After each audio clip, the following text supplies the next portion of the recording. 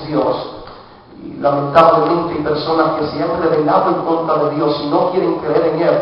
Y se han vuelto aún ateos y no quieren creer en la existencia de Dios porque no pueden explicar quién Él es y menos pueden explicar las cosas que Él permite y las cosas que Él hace en nuestra vida. Por la sencilla razón que hay tantas cosas que acontecen en nuestra vida que nosotros decimos, si Dios es real, hay personas que dicen, si Dios es real, ¿por qué entonces tantas cosas malas me han pasado a mí? Tantas cosas malas que le pasen a gente buena. Hay ateos y hay personas que se han revelado que no quieren saber de Dios, porque ellos dicen, si Dios es real y Dios es un Dios de amor, entonces ¿por qué lo único que yo he experimentado en la vida es odio? Si Dios es un Dios de misericordia, ¿por qué entonces lo único que yo he experimentado es dolor? So many people are confused because they cannot understand why it is that a good God can allow some bad things happen to good people. Y esta gente comienzan a decir un argumento más profundo y comienzan a decir, si Dios es un Dios de provisión, ¿por qué tantos niños que se mueren diariamente alrededor del mundo por falta de comida? Si Dios es un Dios de provisión, ¿por qué entonces Él no le da a toda la gente lo que ellos necesitan cuando lo necesitan? Si Dios es un Dios de amor, entonces ¿por qué hay violencia y tanto odio en el mundo? Son preguntas tan difíciles de contestar, pero el creyente comprende una cosa, y el creyente tiene fe de una cosa solamente, y es que aunque no entendamos el porqué de todas las cosas, comprendemos que todas las cosas obran para bien. Nosotros comprendemos que aunque no entendamos todas las cosas, Dios tiene control bajo toda situación, toda situación que nosotros podemos confrontarnos. We might not understand the things that God allowed, but one thing is sure and certain is that God is in control of everything, and everything that is permitted by God has something to do with His purpose and His plans towards your life. Tenemos que comprender esto, pero a veces es difícil de comprender las cosas que Dios permite, porque a veces no comprendemos quién Él es en verdad. Dios es mucho más grande de lo que nosotros pensamos.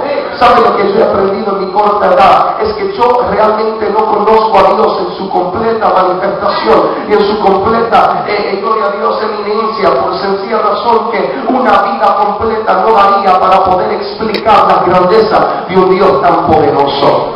Pero en esta tarde voy a intentar de hablar por lo menos un poco de Dios y de veras que el tiempo no daría para poder hablar todas sus características, pero en esta tarde quiero hablar de algunas de sus características, porque entendiendo un poquito más de Él, entonces vamos a poner nuestra confianza más en Él. La palabra nos revela que Dios es un Dios omnisciente. En otras palabras, omni, queriendo decir todo, siente derivado de la palabra ciencia, conocimiento. En otras palabras, Él todo lo conoce. No hay nada que sorprende a Dios. Amen. Él conoce el fin de tu historia antes que tu historia fue escrita. Él conoció tu principio aun cuando tu principio no existía. Él te conocía antes de la fundación del mundo. Él todo lo conoce. Él conoce los pensamientos que tú tienes y las palabras que vas a hablar antes que tú lo piensas y antes que tú sabes que tú lo vas a hablar. Dijo el salmista que Él conoce el número de las estrellas que hay en el cielo y le ha puesto nombre a cada una de ellas.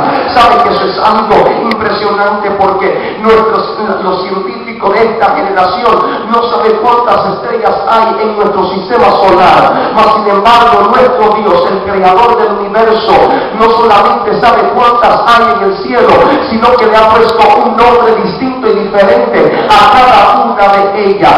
Y no se repitió nombre allá de 10.000 José, acá de 10.000 María, sino que Él tiene, gloria a Dios, la habilidad de nombrar las estrellas, cada una con un nombre distinto y diferente. Si eso no te impresiona, dijo Jesús diciéndole, hablándole a los discípulos, le dice a los discípulos, no te preocupes de nada, mi Padre que está en el cielo tiene todos los cabellos en tu cabeza enumerada. Él no dijo contada, dijo enumerada. En otras palabras, Él sabe cuando se te cae el primer pelo o el primer pelo se torna blanco. Él sabe que ese fue el pelo número 145.431.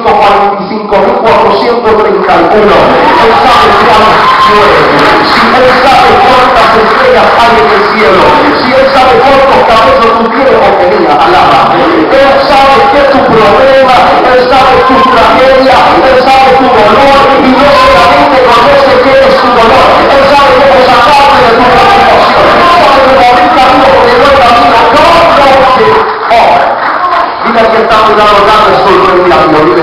Nothing surprises God. He knows everything. Dios es un Dios omnipotente. Y conmigo, el todo lo puede. El todo lo puede. Nada imposible para Dios. There is nothing impossible for God. How many believe that there is nothing impossible for God? Cuando Dios se le representa por primera vez a Moisés comienza a preguntarle a él: ¿quién voy a decirle a los ancianos de los hebreos que me envió? ¿Sabe lo que Dios le dice? Dile que el yo soy te envía. Él no tenía tiempo para decir todo lo que él era, por sencilla razón que Dios es el todo por el todo. Él es todo lo que tú necesitas y más. Él se le reveló a Ezequiel como la rueda en medio de la rueda, que todo termina de él. Él es la vida, él es todo que tú necesitas. Él puede hacerlo todo de igual manera. Por eso es que si tú necesitas amor, él no te da amor, él es amor. Si tú necesitas provisión, él no simplemente te da provisión, él es la provisión. Por eso por todo, porque él es todo lo que tú necesitas. Por eso es que si tú necesitas algo, a veces dices, pero tienes que pedir solamente. Si tú lo buscas, tú vas a encontrar lo que tú necesitas.